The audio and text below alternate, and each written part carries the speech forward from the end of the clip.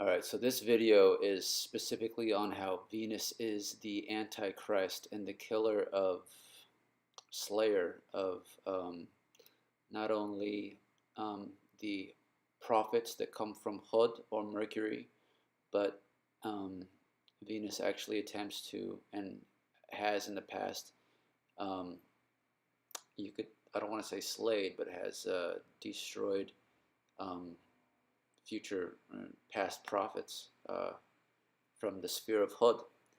So in the Baal cycle, in the Ugaritic narrative poet, in the book Ugaritic narrative poetry, we have Anat. Now Anat is the sister of Belial or Baal, and she refers to Venus, and she herself says, "Why have Gopin and Ugar come?" She's referring to associates and companions of Belial.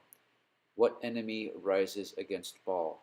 What foe against the Cloud Rider? Surely I fought Yam, the beloved of El. Surely I finished off River, the great god. Surely I bound Tunan and destroyed him.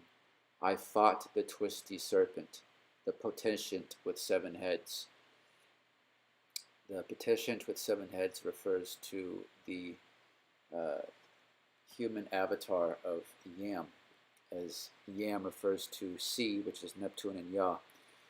And as he traverses through the spheres that he created to come to our earthly plane, he comes through the sphere of Mercury, Hod.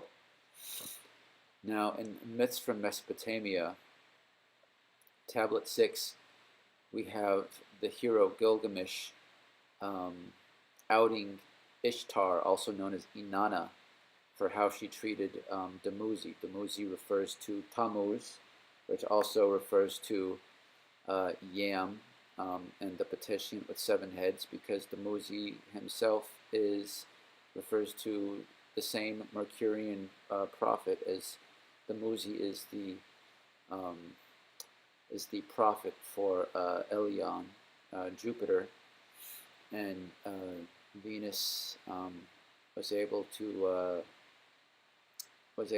sabotage him before he got to do his job. So in Tablet 6 we begin. Gilgamesh put his crown on his head, and Ishtar the princess raised her eyes to the beauty of Gilgamesh. "Come to me, Gilgamesh, and be my lover. Bestow on me the gift of your fruit. You can be my husband, and I can be your wife. I shall have a chariot of lapis lazuli and gold harnessed for you, with wheels of gold and horns of elmeshu stone. You shall harness umu demons as great as mules. Enter into our house through the fragrance of pine. When you enter our house, the wonderfully wrought threshold shall kiss your feet. Kings, nobles, princes shall bow down beneath you." Gilgamesh said to the princess, "Which of your lovers lasted forever? Which of your masterful paramours went to heaven? Come, let me describe your lovers to you. He of the sheep knew him. For Dumuzi, the lover of your youth, you decreed that he should keep weeping year after year. You loved the colorful Alalu bird, but you hit him and broke his wing. He stays in the woods crying, 'My wing.'" And that is how Inanna betrayed Dumuzi. And here we have in Inanna, the so-called Queen of Heaven and Earth, in a short story, From the Great Above to the Great Below. You'll see how Inanna treated Dumuzi. "From the great above, she opened her ear to the great below. From the great above, the goddess opened her ear to the great below. From the great above, Inanna opened her ear to the great below. Inanna abandoned heaven and earth to descend into the underworld." We're talking about the transit of Venus as it drops after the evening star. "She abandoned her office of holy priestess to descend to the underworld. She gathered together the 7 me. She took them into her hands. With the me in her possession, she prepared herself. She placed the shagura, the crown of step, on her head. She arranged the dark locks of hair across her forehead. She tied the small lapis beads around her neck, let the double strand of beads fall to her breast, and wrapped the royal robe around her body. She daubed her eyes with ointment called Let Him Come, Let Him Come, bound the breastplate called Come, Man, Come around her chest, slipped the gold ring over her wrist, and took the lapis measuring rod and line in her hand. Inanna set for the underworld. Ninshubur, her faithful servant, went with her. Inanna spoke to her, saying, Ninshubur, my constant support, my Sukal, who gives me wide advice, my warrior who fights by my side. I am descending to the core, to the underworld. If I do not return, set up a lament for me by the ruins. Beat the drum for me in the assembly places. Circle the houses of the gods. Tear at your eyes, at your mouth, at your thighs. Dress yourself in a single garment like a beggar. Go to Nippur, to the temple of Enlil. When you enter his holy shrine, cry out, O Father Enlil, do not let your daughter be put to death in the underworld. If Enlil will not help you, go to Ur, to the temple of Nana. Weep before Father Nana. If Nana will not help you, go to Eridu, to the temple of Enki. Weep before Father Enki. Father Enki, the god of wisdom, knows the food of life. First off, Enki means Lord of Earth. God of wisdom is Ea, or Yah, the same Yah as in Chokmah in Kabbalah or the Hebrew Bible. He knows the water of life. He knows the secrets. Surely he will not let me die. Inanna continued on her way to the underworld. When Inanna arrived at the outer gates of the underworld, she knocked loudly. She cried out in a fierce voice, Open the door, gatekeeper. Open the door, Nedi. I alone would enter. Nedi, the chief gatekeeper of the core, asked, Who are you? She answered, I am Inanna, Queen of Heaven, on my way to the east. Nedi said, If you are truly Inanna, Queen of Heaven, on your way to the east, why has your heart led you on the road from which no traveler returns? Inanna answered, Because of my older sister Irishkigal. Her husband Gugulana, the Bull of Heaven, has died. I have come to witness the funeral rites. Let the beer of his funeral rites be poured into the cup. Let it be done. Inanna entered the palace of Irishkigal, the queen of the underworld. Naked and bowed low, Inanna entered the throne room. Irishkigal rose from her throne. Inanna started toward the throne. The Anuna, the judges of the underworld, surrounded her. They passed judgment against her. Then Irishkigal fastened on Inanna the eye of death. She spoke against her the word of wrath. She uttered against her the cry of guilt. She struck her. Inanna was turned into a corpse, a piece of rotting meat, and was hung from the hook on a wall. And then Inanna's assistant goes to Enki for help. First off, if you know your history, you know that this is a complete error. Is Enki is Tamuzi, Lord of Earth. Enki makes a magical creature called a Kurgata to rescue Inanna after being beseeched by Inanna's assistant Ninshubur. They go to the underworld to retrieve her. The Kurgata sprinkled the food of life on the corpse. The Galatur sprinkled the water of life on the corpse. Inanna arose. Inanna was about to ascend from the underworld when the Anuna, the judges of the underworld, seized her. They said, No one ascends her from the underworld unmarked. If Inanna wishes to return from the underworld, she must provide someone in her place. As Inanna ascended from the underworld, the Gala, the demons of the underworld, clung to her side.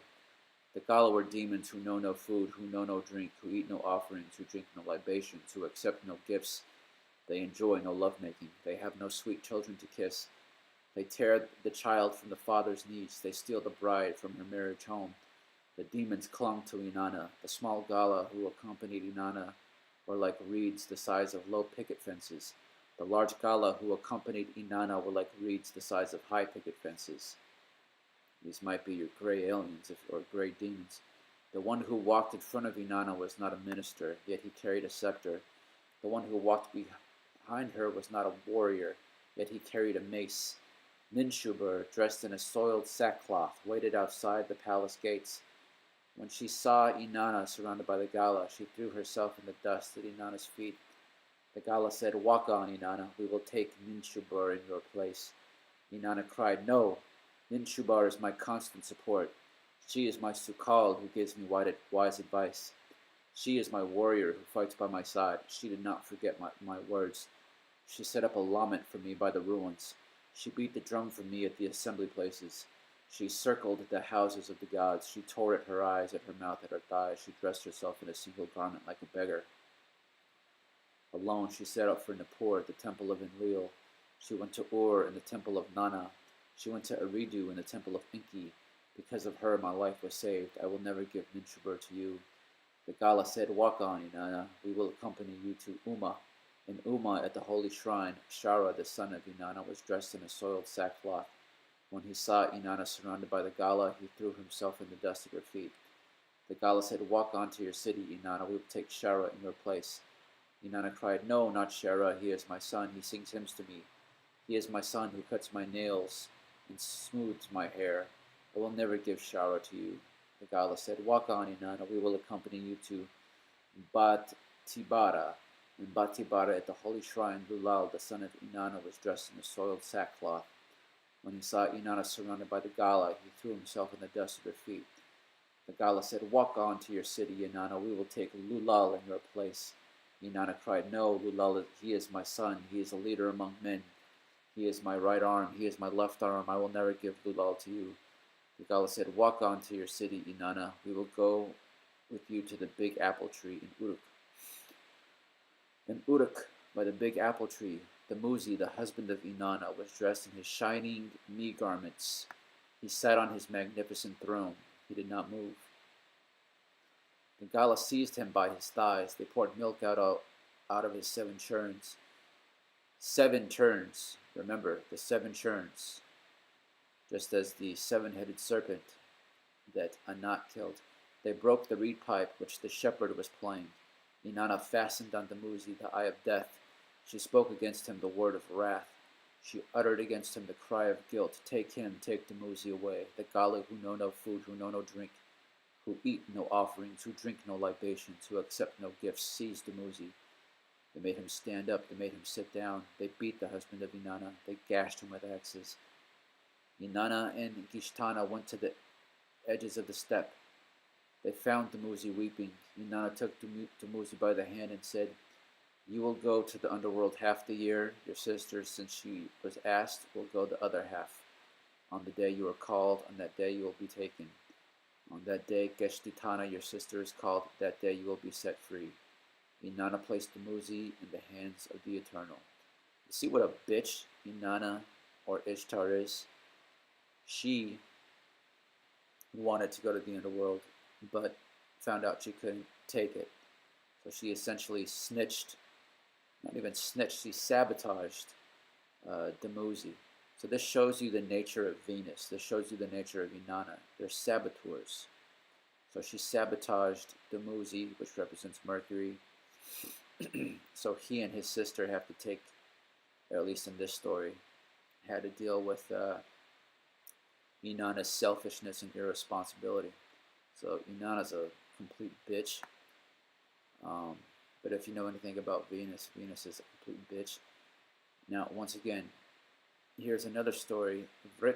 Vritra slain by Sarasvati. Well, Vritra is actually pre-Krishna. This is Krishna in the Rig Veda before he became Krishna.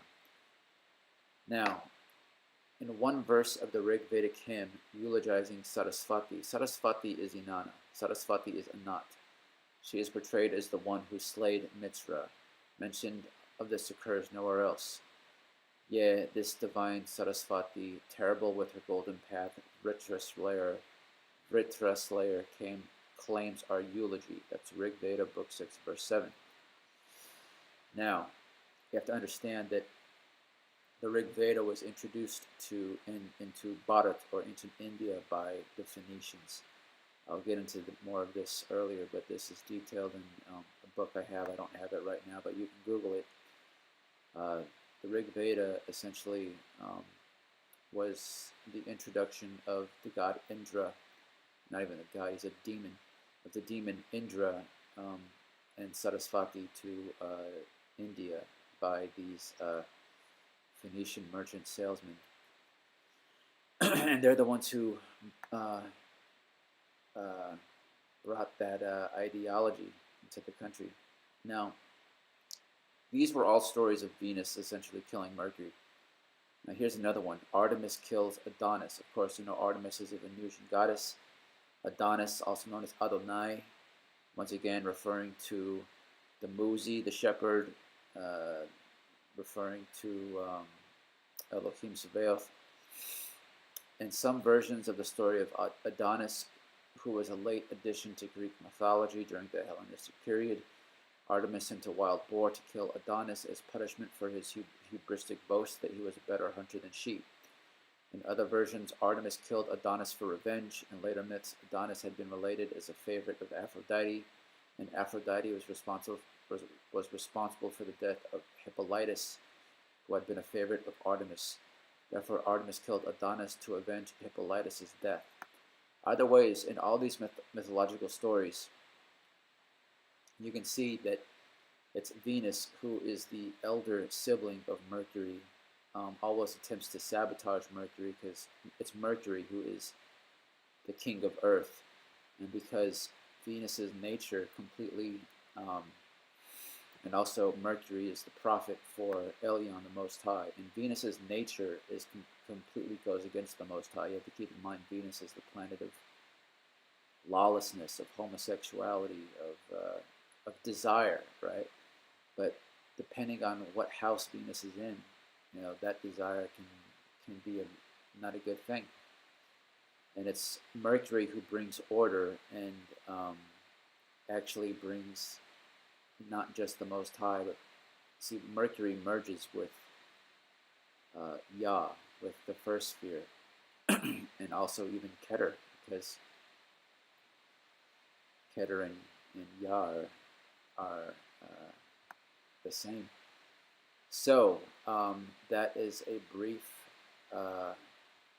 some comparative mythologies that show you that Inanna is no good for Dumuzi, that Venus is no good for Mercury. These two gods, intelligences, yeah, they don't get along. All right, thanks, guys.